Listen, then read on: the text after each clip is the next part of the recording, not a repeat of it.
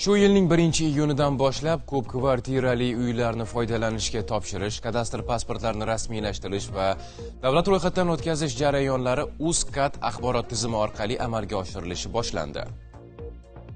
Yangi tartibga ko'ra, qurilish ishlari yakunlangach, arizalar davlat xizmatlari markazlari orqali qabul qilinadi va avtomatik ravishda UzCAD tizimiga yuboriladi. Mazkur platformaning ahamiyati batafsil ochiqlangan matbuot anjumanidan muxbirimiz xabar qiladi. Endilikda ko'p qavatli uylar joylashgan yer uchastkasi davlat ro'yxatidan o'tkazilgan bo'lishi shart. Bu esa qurilish va mulkni rasmiylashtirish jarayoni qonuniy ekanligini isbotlaydi. Biroq tasdiqlangan loyiha hujjatlaridan tashqari qo'shimcha qavat yoki kvartiralarni qurish kuzatilsa, ariza rad etiladi. Ushbu tizim faqatgina qurib bitqazilgan ko'p kvartirali uyni foydalanishga qabul qilishda xizmat qiladi. Lekin avvaldan rejalashtirilgan jarayondagi holatlar bo'yicha ushbu tizimda ma'lumot bo'lmaydi.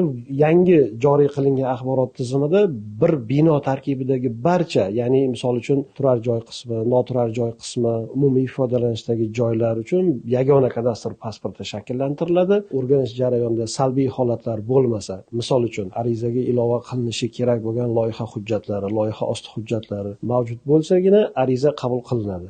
Ariza qabul qilingach, UzCAD tizimida yer maydoni, turar joy va noturar bloklar, kvartira hamda umumiy foydalanish joylari bo'yicha raqamli ro'yxat qilinadi. Shundan so'ng binolarning chizmalari elektron xaritaga kiritilib, to'plangan ma'lumotlar shakllantiriladi. Maqsad ko'p kvartirali uylarni reyestrini yuritish, aniq hisobini olish. Avvalgi tartibda umumiy foydalanishdagi joylar yuritilmagan. Bu tizim orqali umumiy foydalanishdagi joylar yuritiladi va u uy-joy mulkdorlari nomiga davlat ro'yxatidan o'tkaziladi.